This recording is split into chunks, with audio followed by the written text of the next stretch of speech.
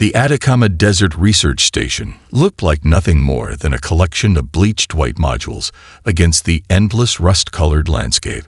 Most scientific expeditions were quiet affairs, methodical, precise, unremarkable. This one would be different. Jake Harrison stood over the scanning platform, his weathered hands carefully positioning the meteorite fragment under a quantum interferometry array that represented nearly $12 million of cutting-edge technology.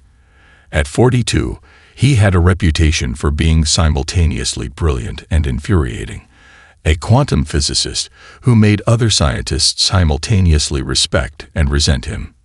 "Run diagnostic sequence Delta 9, he muttered to Sarah Martinez, his lead research assistant. Unlike many of his previous collaborators, Martinez possessed a rare combination of technical skill and intuitive understanding. She didn't just follow protocols, she anticipated them. The fragment itself was unremarkable at first glance, roughly the size of a human palm. Its surface appeared to be a mottled mixture of dark gray and oxidized bronze tones. Initial spectroscopic analysis had revealed an elemental composition that defied conventional classification. It wasn't just rare, it was fundamentally alien. "Quantum entanglement markers are. That can't be right," Martins murmured, her fingers dancing across multiple holographic displays. "The interference patterns are shifting. They're not just changing, they're responding." Jake leaned closer. Most researchers would have dismissed such an observation as instrumental error, but Jake had built his entire career on pursuing the edges of what other scientists considered impossible. The meteorite had been recovered from a remote region of the Atacama, discovered during a classified geological survey. Initial reports suggested it had landed approximately 17 months ago, though carbon dating and radiometric analysis had produced conflicting results. Some measurements suggested the fragment was thousands of years old. Others indicated it was impossibly younger, weeks, perhaps days. "Run a multi-spectrum quantum resonance scan," Jake instructed. "Full spectrum. I want to see everything." The scanning array hummed to life, its quantum sensors probing the fragment with incredible precision. Normally, such a scan would produce clean, predictable datasets. Today, something different happened. The fragment began to emit a low, almost imperceptible vibration. Not a sound, precisely, but a sensation that seemed to exist between physical waves and something more fundamental. The holographic displays flickered, their carefully calibrated algorithms struggling to process the incoming data. "Jake," Sarah said, her voice a mixture of excitement and unease, "these readings, they're impossible." Mathematical sequences began populating the screens, complex, intricate patterns that seemed to shift and reconfigure themselves even as they were being observed. It was as if the fragment was actively responding to the scanning process, creating new informational structures in real time. Jake's scientific instincts, honed over decades of pushing technological boundaries, told him they were witnessing something extraordinary. This wasn't just an unusual meteorite. This was something fundamentally different. The fragment's surface began to subtly change. What had initially appeared to be a static metallic surface now seemed to possess a microscopic fluidity, as if its molecular structure was in a constant state of near imperceptible transformation. "Initiate quantum harmonic resonance protocol," Jake commanded, his voice tight with anticipation. The research station's advanced computer systems began a complex series of frequency modulations designed to probe the fragment's structural integrity. Most materials would respond with predictable electromagnetic emissions. This fragment did something else entirely. As the quantum harmonics reached a specific frequency range, the fragment seemed to breathe. There was no other word for it. A subtle expansion and contraction that suggested something more than simple physical properties were at play. Sarah Martinez stopped breathing for a moment. "That's not possible," she whispered. Jake Harrison allowed himself a small, dangerous smile. In the world of quantum physics, not possible was just an invitation to look closer. Little did they know that their seemingly academic investigation was about to unleash a series of events that would fundamentally transform humanity's understanding of its place in the universe. The impossible fragment had been waiting. And now, it was finally ready to be understood. The Zarkonian battlecruiser materialized in Earth's orbital space with a silent, terrifying precision that defied conventional physics. Spanning nearly 12 kilometers, its obsidian-like hull absorbed and redirected electromagnetic radiation, making traditional detection methods useless. Commander Rachel Thompson stood in the United Earth Defense Command's primary strategic center, her steel-gray eyes locked onto the holographic displays tracking the alien vessel.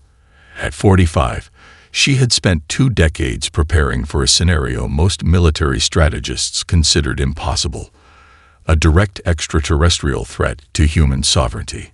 Confirm visual, she barked to her communications specialist, Michael Chen. The holographic display shimmered, resolving into a crystal-clear image of the alien vessel. Its design was simultaneously elegant and horrifying. Smooth curves that suggested organic engineering, punctuated by weapon systems that looked more like biological appendages than technological constructs. Incoming transmission, Chen reported, his fingers dancing across quantum-encrypted communication interfaces. They're broadcasting on all known and some unknown frequency bands. The alien communication resolved into a complex mathematical language that initially appeared as nothing more than random noise. But Rachel recognized the underlying structure. This was a deliberate message, encoded in a way designed to test the recipient's cognitive capabilities. Translation protocols are struggling, Chen muttered. But I'm detecting something unusual. What emerged was less a traditional communication and more a sophisticated cognitive probe. The Zarkonian transmission wasn't just sending a message, it was actively scanning Earth's communication infrastructure, testing defensive capabilities, measuring technological sophistication. Deep within the Atacama Desert Research Station, Jake Harrison and Sarah Martinez were oblivious to the unfolding drama. Their quantum experiments with the mysterious meteorite fragment continued, each scan revealing more complex and inexplicable data patterns. In orbit, the situation escalated rapidly. The Zarkonian vessel began deploying what appeared to be reconnaissance drones, sleek, spider-like constructs that moved with a fluidity that suggested more than mechanical propulsion.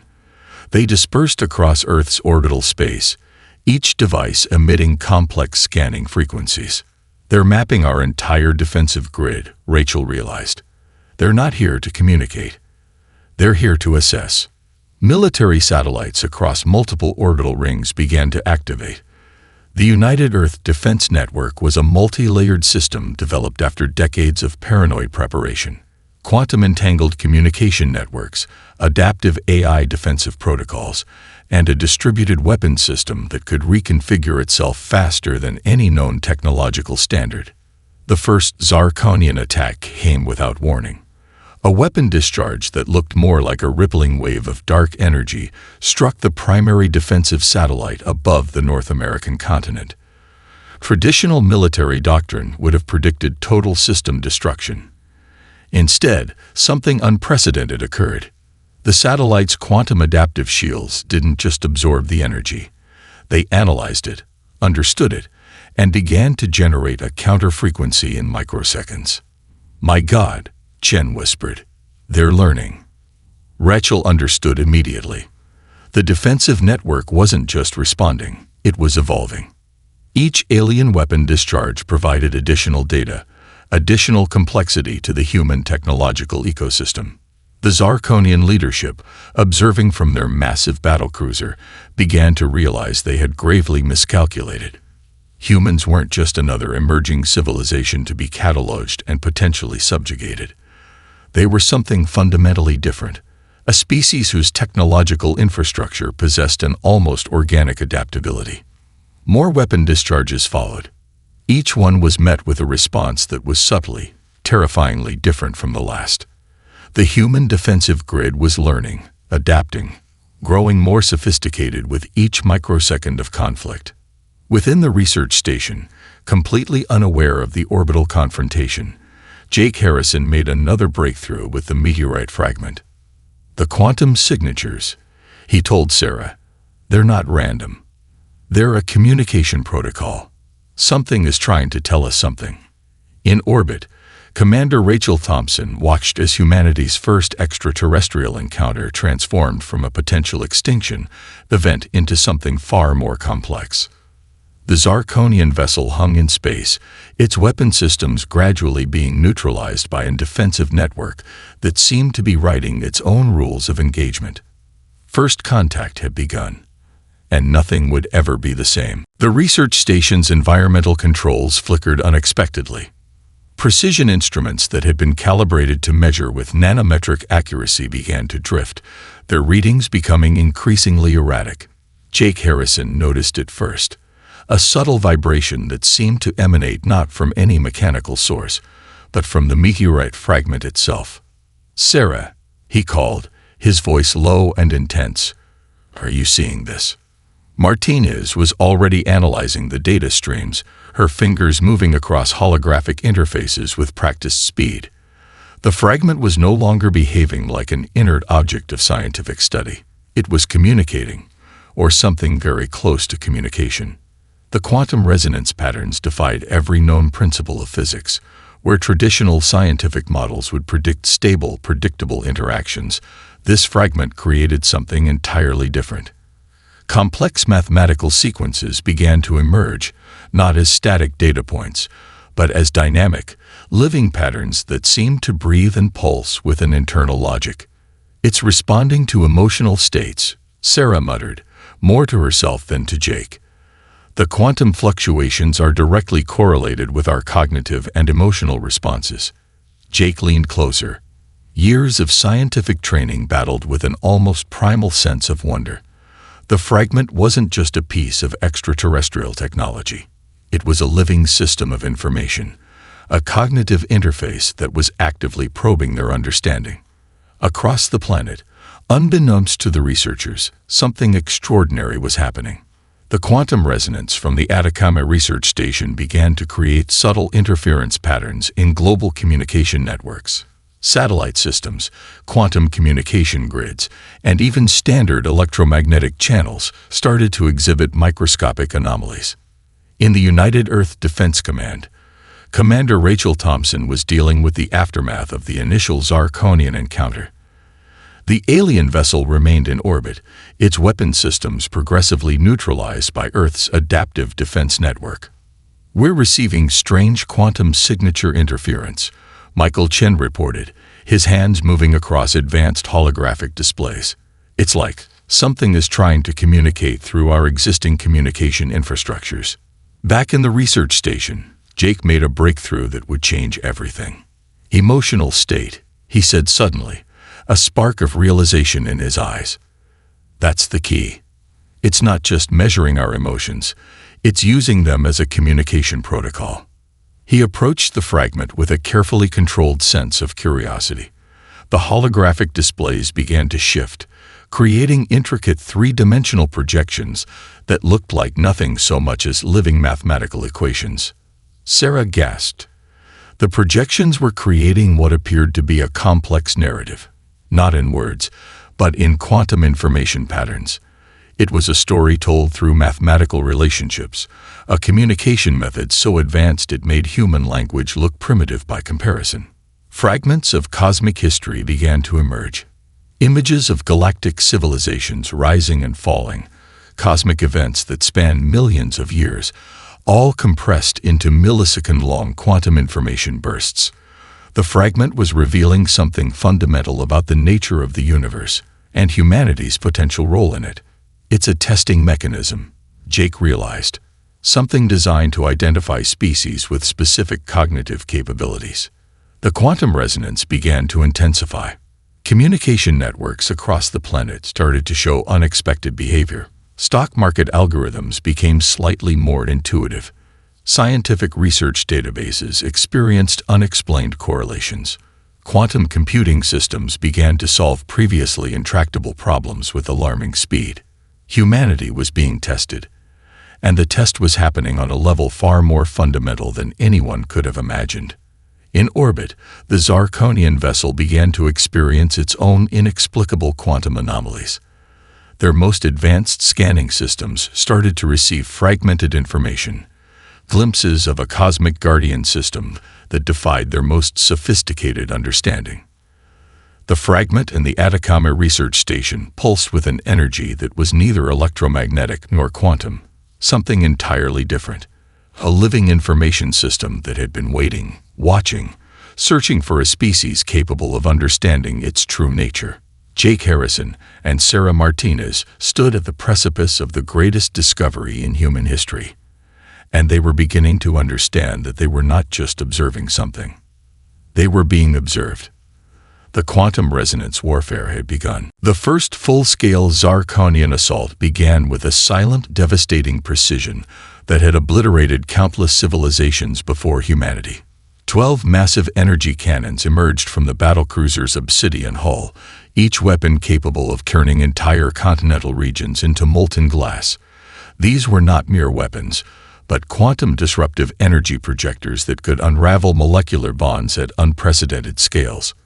Commander Rachel Thompson watched the incoming attack vectors with a calculating calm that masked the adrenaline surging through her system. "Adaptive Shield Protocol Omega," she commanded, her voice steady. "Full quantum entanglement." What happened next would be recorded as the most extraordinary defensive response in known galactic history. The Zirconian energy weapons, each capable of generating destruction equivalent to multiple hydrogen bombs, struck Earth's defensive grid. But instead of the expected catastrophic destruction, something entirely unprecedented occurred. The energy didn't just dissipate. It was absorbed. Quantum adaptive shield generators, developed through decades of paranoid military research, began to do more than defend. They began to analyze. Each weapon discharge became a complex information input, transformed and redirected through an increasingly sophisticated defensive matrix. Michael Chen's hands flew across holographic interfaces, tracking the impossible data streams. "Commander, the shield systems aren't just blocking the attack. They are learning from it." Across multiple orbital rings, satellite systems began to reconfigure themselves. What had been discrete defensive platforms merged into a living, breathing technological ecosystem. Communication networks, computational systems, and defensive arrays became interconnected in ways that defied traditional military doctrine. The Zirconian fleet commanders, observing from their primary battlecruiser, began to realize they had gravely miscalculated. Humans weren't just another emerging civilization to be conquered. They were something fundamentally different. In the Atacama Desert Research Station, Jake Harrison and Sarah Martinez remained oblivious to the orbital conflict. Their focus remained entirely on the mysterious meteorite fragment, which had begun to exhibit behaviors that challenged every known scientific understanding. "The quantum resonance is creating information cascades," Sarah muttered, her eyes wide with a mixture of terror and scientific excitement. "It's like the fragment is actively processing our research in real time." Jake noticed something extraordinary. The fragment's surface had begun to shift, not physically, precisely, but in ways that suggested a fundamental transformation was occurring at the quantum level. Back in orbit, the defensive transformation continued. Zirconian weapon systems that had devastated thousands of civilizations found themselves progressively neutralized. Each attack provided more data to humanity's adaptive defense network. Weapon frequencies were analyzed, understood, and then systematically rendered ineffective. "They're changing the rules of engagement," Rachel Thompson observed, a dangerous smile playing across her lips. The Zirconian battlecruiser launched secondary attack waves, swarms of quantum disruption drones designed to overwhelm defensive systems through sheer computational complexity. Traditional military strategies would have predicted total system collapse. Instead, Earth's defensive grid began to generate counter-frequency algorithms faster than the attacking drones could adapt. Quantum entanglement principles, once theoretical, became a living, breathing defensive mechanism. Each attack system didn't just resist, it evolved. Communication networks merged with defensive platforms. Computational systems became living, breathing entities that could predict and neutralize threats before they fully materialized. They're treating our entire planetary infrastructure like a single living organism, Chen reported, a note of awe in his voice. The Zarkonian fleet commanders watched in mounting horror as their most sophisticated attack protocols were systematically dismantled. Weapon systems that had been developed over millennia of galactic conquest found themselves increasingly ineffective against an enemy that refused to follow any known rules of engagement. Humanity was writing its own rules. In the Atacama research station, the meteorite fragment pulsed with an energy that seemed to resonate with the planetary defensive response, as if it was not just observing, but actively participating in something far larger than a simple military confrontation. The first wave of the Zarkonian invasion had failed, and humanity had just announced its arrival on the galactic stage. The moment of true understanding began not with a technological breakthrough, but with a moment of pure, unfiltered human emotion. In the Atacama research station, Jake Harrison experienced something beyond scientific observation. The meteorite fragment, no longer just an object of study, seemed to react to the complex tapestry of human consciousness in ways that defied every known principle of quantum mechanics. Sarah Martinez watched in scientific wonderment as the fragment's quantum signature began to synchronize with Jake's emotional and cognitive states. It wasn't just responding to data. It was establishing a form of communication that transcended traditional information transfer. "It's reading us," Jake muttered, his voice a mixture of scientific precision and primal wonder. "Not just our data, our actual cognitive patterns." The fragment revealed itself as something far more sophisticated than a mere technological artifact. It was a cognitive interface, a system designed to evaluate species based on their fundamental approach to understanding and interaction. Across the planet, the effects began to manifest in increasingly strange ways. Scientific research databases worldwide started experiencing unexplained correlations. Problems that had seemed insurmountable began to find solutions through intuitive leaps rather than linear reasoning. Quantum computing systems developed unexpected capabilities, solving complex mathematical models with an almost organic fluidity. In the United Earth Defense Command, the implications of the alien encounter were becoming clear. Commander Rachel Thompson reviewed the data streams with a growing sense of something beyond military strategy. The Zarkonian invasion had revealed something fundamental about human potential, an adaptability that went far beyond technological capability. "We're not just defending," she told Michael Chen. "We're evolving." The Guardian system was doing more than protecting. It was testing. Humanity's response to the Zarkonian invasion had demonstrated a cognitive flexibility that went beyond traditional computational logic. Where most species would have responded with rigid, predictable defensive protocols, humans had created something alive, a defensive network that learned, adapted, and transformed in real time. Back in the research station, the fragment began to generate holographic projections that defied scientific understanding.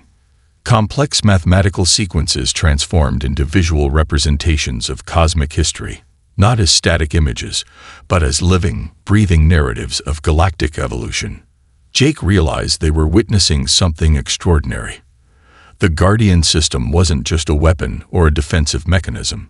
It was a cognitive evaluation tool designed to identify species with transformative potential. "We're being studied," Sarah whispered. "Not just our technology, our actual way of thinking." The fragment showed them glimpses of civilizations long forgotten, races that had achieved technological supremacy but lacked the fundamental creativity that seemed to define human consciousness, species that had conquered vast stretches of the galaxy but remained fundamentally unchanged, trapped in their own rigid evolutionary patterns. Humanity was different. Where other species saw challenges as problems to be solved through established protocols, humans saw opportunities for radical reimagination. The Guardian system recognized this, a cognitive approach that transformed obstacles into potential. The quantum resonance intensified. Scientific research across the planet began to experience breakthrough after breakthrough. Medical researchers found themselves solving complex genetic puzzles through intuitive leaps. Theoretical physicists developed models that challenged fundamental understanding of spacetime. The Zarkonian fleet, still hovering in Earth's orbital space, began to experience inexplicable system failures. Their most advanced computational systems found themselves increasingly unable to predict or counter human technological responses. "They can't understand us," Rachel realized. "Our unpredictability is our greatest weapon." The Guardian system was completing its evaluation. Humanity was being measured not by its technological achievements, but by its potential for cognitive evolution. The ability to look beyond existing paradigms, to reimagine possibility itself.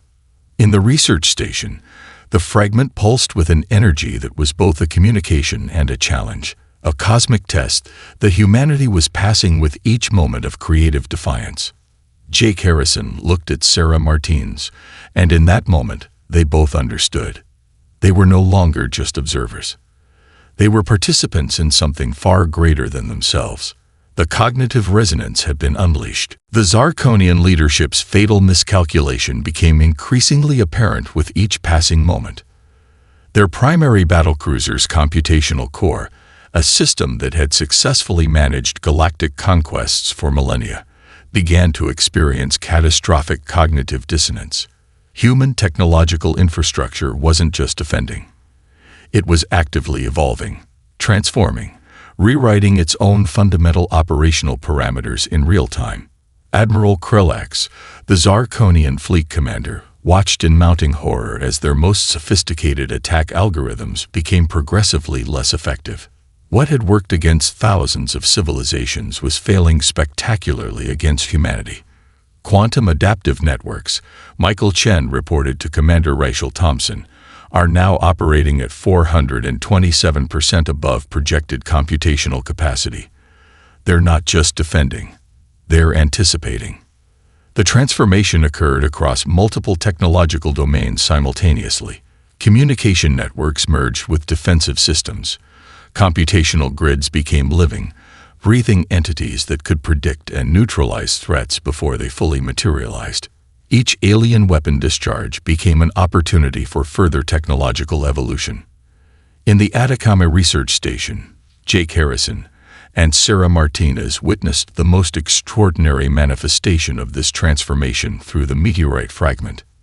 "It's not just collecting data," Jake muttered, his eyes fixed on the quantum displays. "It's actively restructuring our understanding of technological potential." The fragment began generating holographic projections that seemed to map out potential technological trajectories. Complex mathematical sequences transformed into visual representations of potential future developments, each projection more incredible than the last. Across Earth's orbital space, the technological singularity became visibly apparent. Satellites that had previously been discrete systems began to merge into a unified, adaptive network. Communication arrays reconfigured themselves, creating redundancies and connection pathways that defied traditional engineering principles. What had been separate systems became a single, breathing technological organism. The Zarkonian fleet's weapon systems found themselves progressively neutralized. Each attack provided more data to humanity's adaptive defense network. Weapon frequencies were analyzed, understood, and then systematically rendered ineffective. Admiral Krelax's tactical displays showed an impossible scenario.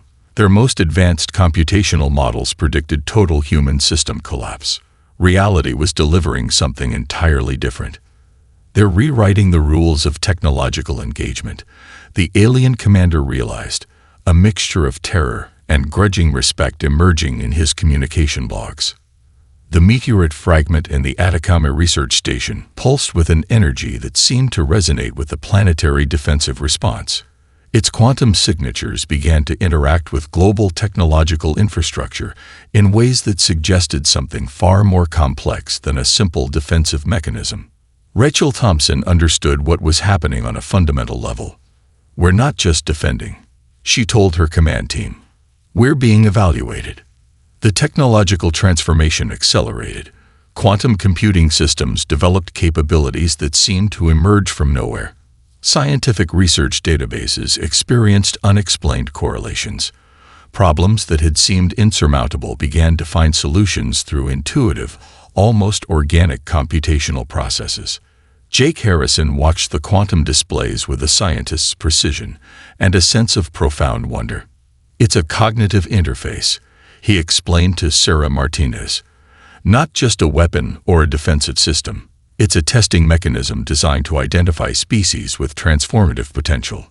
The Zarkonian fleet found themselves increasingly neutralized. Their most sophisticated attack protocols became progressively less effective against an enemy that refused to follow any known rules of technological engagement. Computational systems that had been developed over millennia of galactic conquest found themselves systematically dismantled by humanity's adaptive technological ecosystem. The singularity was not just a theoretical concept. It was happening in real time.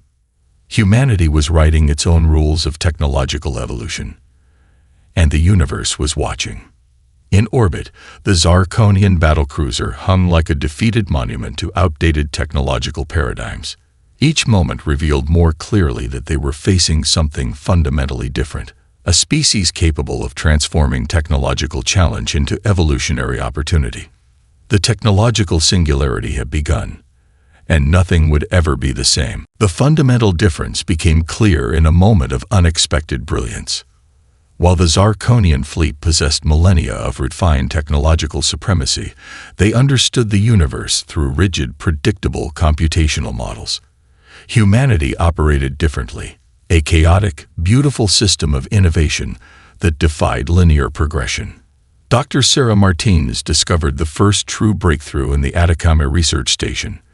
The meteorite fragment wasn't just responding to scientific input, it was actively engaging with human creativity in ways that transcended traditional information transfer. "It's measuring our capacity for radical reimagination," Jake Harrison realized, watching the quantum displays pulse with impossible mathematical sequences. The Guardian system had been waiting, not for a technologically perfect species, but for one capable of breaking its own established paradigms. Commander Rachel Thompson understood this intuitively during the ongoing confrontation, where traditional military doctrine would demand a systematic, predictable response. She authorized strategies that seemed almost ludicrous in their creativity. Orbital defense platforms began to reconfigure themselves using principles that merged quantum mechanics with what could only be described as computational intuition. Defensive networks started to predict Zarkonian attack vectors, not through pure mathematical calculation, but through a form of technological empathy that seemed to anticipate the alien fleet's intentions. Michael Chen tracked the impossible data streams. "They're not just defending," he reported to Thompson. "We're actively rewriting the rules of engagement." The Zarkonian leadership watched in mounting horror. Their most sophisticated computational models, developed over thousands of years of galactic conquest, began to fail spectacularly. Humanity didn't just resist. They transformed every challenge into an opportunity for radical innovation. Where an alien civilization would see a weapon system, humans saw a puzzle to be solved, a system to be understood, and ultimately, a potential tool for something greater. The meteorite fragment in the research station began generating holographic projections that mapped out potential technological trajectories. Complex mathematical sequences transformed into visual representations of potential future developments, each projection more incredible than the last. Jake Harrison recognized the profound significance. "We're not just being tested," he told Sarah. "We're being evaluated for our potential to transform, to reimagine the very concept of technological evolution." Across global research networks, something extraordinary began to happen. Scientific databases experienced unexplained correlations. Problems that had seemed insurmountable found solutions through intuitive leaps rather than linear reasoning. Quantum computing systems developed capabilities that seemed to emerge from pure creative potential. The Guardian system was revealing its true nature, a cosmic evaluation mechanism designed to identify species capable of transcending their own limitations. Admiral Krillax of the Zarkonian fleet experienced a moment of profound understanding. Humanity wasn't just another civilization to be conquered. They were something fundamentally different, a species that transformed technological challenges into evolutionary opportunities. Their unpredictability became their greatest weapon. Where other civilizations saw constraints, humans saw possibilities. Their technological infrastructure wasn't just adaptive. It was alive, breathing, constantly reimagining its own potential. The orbital conflict became a testament to human cognitive flexibility. Defensive systems didn't just block attacks. They learned from them, transformed them, turned potential destruction into opportunities for growth. Communication networks merged with computational grids, creating living technological ecosystems that defied traditional understanding. They're treating their entire planetary infrastructure like a single, evolving organism, Chen observed, a mixture of scientific awe and military respect in his voice. The meteorite fragment pulsed with an energy that suggested profound recognition. Humanity had proven itself not through technological perfection, but through its capacity for radical reimagination. Sarah Martinez watched the quantum displays with a scientist's precision and a sense of profound wonder. "We're not just defending," she whispered. "We're demonstrating our fundamental potential for transformation." The Zarkonian fleet found themselves increasingly neutralized. Their most sophisticated attack protocols became progressively less effective against an enemy that refused to follow any known rules of technological engagement. Humanity was writing its own rules of cosmic interaction. And the universe was watching. The human variable had been unleashed, unpredictable, brilliant, and fundamentally transformative. The final transformation began not with a weapon discharge or a technological breakthrough, but with a moment of pure, unfiltered human understanding. In the Atacama Research Station, Jake Harrison and Sarah Martinez watched as the meteorite fragment completed its extraordinary metamorphosis. What had begun as an incomprehensible artifact now revealed itself as something far more profound. A cosmic calibration mechanism that had been waiting millennia for a species capable of true cognitive evolution. Commander Rachel Thompson observed from the United Earth Defense Command as the Zarkonian battlecruiser underwent a transformation that defied every known principle of technological interaction. The Guardian system was not destroying, it was recalibrating. Quantum frequencies began to cascade across multiple dimensional planes. The Zarkonian vessel's most advanced technological systems found themselves systematically repurposed, not eliminated, but transformed into tools of exploration and potential cooperation. "They're not being defeated," Michael Chen reported, his voice a mixture of scientific awe and military precision. "They're being recontextualized." Admiral Krelax experienced the most profound moment of his millennia-long existence. The Guardian system didn't see the Zarkonian fleet as an enemy to be destroyed, but as a potential that could be redirected. Across the alien vessel, weapon systems became research platforms. Computational cores that had been designed for conquest were now reconfigured to explore potential cooperative technological development. The meteorite fragment in the research station pulsed with an energy that transcended electromagnetic or quantum definitions. It was communicating a fundamental truth about cosmic evolution. Civilizations were not meant to be conquered, but to be understood. "It's a stabilization mechanism," Jake realized, watching the quantum displays resolve into increasingly complex patterns, not just for individual species, but for the fundamental fabric of galactic development. The transformation occurred across multiple domains simultaneously. Technological systems merged. Computational networks became living, breathing entities of potential. The rigid boundaries between defensive capabilities and exploratory potential dissolved into something far more complex. Sarah Martinez tracked the extraordinary data streams. "We're not just being evaluated," she whispered. "We're being invited." The Guardian system revealed its true nature, a cosmic mechanism designed to identify and elevate species with transformative potential. Humanity hadn't just passed a test. They had demonstrated a capacity for radical reimagination that transcended traditional technological understanding. In orbit, the Zarkonian battlecruiser became a testament to this transformation. Weapon systems were systematically repurposed into research platforms. Computational cores that had been designed for conquest now explored potential cooperative technological development. Rachel Thompson understood the profound significance of the moment. Humanity was being recognized not as a potential threat, but as a pivotal civilization with the capacity to introduce fundamental change into the cosmic ecosystem. The meteorite fragment generated its final holographic projection, a complex map of potential galactic development that suggested humanity's unique approach to problem-solving could be a critical component in preventing systemic civilizational collapse. "They've been waiting," Jake told Sarah, "for a species capable of breaking its own established paradigms." The cosmic reckoning was not about conquest or destruction. It was about potential. Quantum frequencies cascaded across multiple dimensional planes. The Guardian system was completing its evaluation, not just of humanity, but of our fundamental capacity for transformation. Admiral Krillax transmitted a final communication that would be recorded in galactic archives as a moment of profound transition. The Zarkonian fleet was not surrendering. They were being invited to a new understanding of technological and civilizational development. Humanity stood at the precipice of a new era, not as conquerors, not as defenders, but as unexpected catalysts of a larger cosmic evolution. The fragment pulsed one final time, a quantum signature that suggested both a conclusion and an invitation. The awakening was complete, and the universe would never be the same. Epilogue.